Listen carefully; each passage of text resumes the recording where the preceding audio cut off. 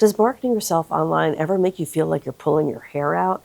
If it does, you're in good company, especially if you've invested in an expensive marketing program, followed the advice, done the work, and still aren't getting enough clients to have a sustainable business. Well, in this video, I'm going to share with you 3 things I see over and over again that separate the people who build thriving coaching businesses from the ones who stay stuck.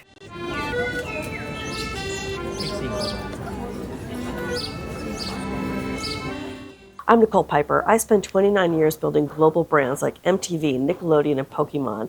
And since 2018, I've been helping health and wellness professionals build profitable online businesses. I've worked with over 1,000 of them.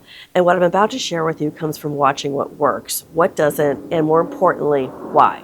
Now, a big part of my learning comes from the 7 years I've worked on a team of coaches helping health and wellness professionals with their marketing funnels. I saw firsthand how marketing frustrations often led to clients questioning themselves, even to the point of giving them imposter syndrome. It was so bad that we actually hired a mindset coach to hold weekly support sessions. Her calls were one of the most popular with the clients.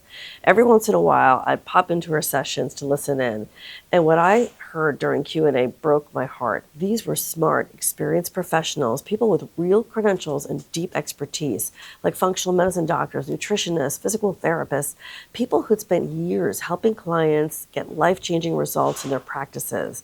And they were in tears. They were doing everything they were told to do. They were investing in Facebook ads. They were trusting the process, and it wasn't working. They'd say things like, I'm not a marketer. I don't want to be a marketer. I just want to help people. And then, and this is the part that really got to me, they'd start questioning themselves, not just their marketing, their abilities. They'd wonder, why doesn't anyone want what I'm offering? Maybe I'm just not cut out for this. These weren't people who lacked talent or motivation. They were following a proven system. The problem was it wasn't the right system for them, and nobody was telling them that. So let's talk about what's actually going on when you're clearly good at what you do, but you can't seem to turn it into a profitable online program. The instinct is often to blame yourself. You see other people succeeding and often people with a lot less experience than you have. You think maybe you need to post more or be more consistent or try a different platform or fix your funnel or get better at sales calls. And the marketing world is more than happy to reinforce that, because every time you think you need to fix something, there's a guru with a course ready to sell you the answer. But in most cases, the problem isn't that you're bad at marketing, and it's not that you're not working hard enough. The problem is you were given a strategy that was designed for someone in a completely different situation than yours. Let me explain what I mean. A lot of the marketing advice out there, build a funnel, run Facebook ads, do a webinar, launch a program, that advice isn't wrong. It works. I've seen it work, but it works for a very specific situation. It works when you already have a validated offer that you know people want, when your messaging is already dialed in, and when you've got $5,000 to $7,000 a month to spend on ads while you optimize, and when you've got the runway to wait 3 to 6 months for your funnel to gain traction. If that's where you are, great. That strategy can work beautifully. But if you're still figuring out your offer, if you haven't tested whether people actually want what you're selling, or if your ad budget is, let's say, $500 a month and you need clients now, that same strategy can drain your bank account and your confidence. And you'll think it's your fault, and it's not your fault. You were handed a strategy that didn't match your situation. This is like giving someone a recipe for a 5-course dinner when they've only ever heated things up in the microwave. The recipe isn't bad, it's just completely wrong for where they are right now. And this mismatch is more common than you'd think, because most marketing programs are built around one model, whatever model that guru is pushing. They teach one system, and they assume everyone who walks in the door is ready for it. But people aren't all in the same place. Some are just getting started. Some have been at this for years and still can't figure out why it's not clicking. Some have a great offer but terrible messaging. Some have great messaging but an offer nobody wants. The strategy has to match the situation. And when it doesn't, no amount of effort is going to fix it. So if it's not working harder or finding the right tactic, what's it about? Well, it comes down to 3 things. And these are the 3 things I see over and over again that separate the people who build thriving coaching businesses from the ones who stay stuck. The first one is they're trying to sell something the market doesn't want. This is the one nobody wants to talk about. You picked a problem you want to help people with, and it might be a real problem, and you might be great at solving it. But if there aren't enough people actively looking for help with that specific problem right now, or if there are dozens or even hundreds of other coaches already saying the same thing about it, your marketing is going to feel like pushing a boulder uphill. It doesn't matter how good your funnel is or how much you spend on ads. If the offer hasn't been validated against real market demand, you're guessing, and guessing is expensive. The second problem is they sound like everyone else. When I was part of that program I told you about earlier, I'd review our clients' webinars, their sales pages, and their ads, and so many of them sounded interchangeable. Same promises, same language, the same general approach.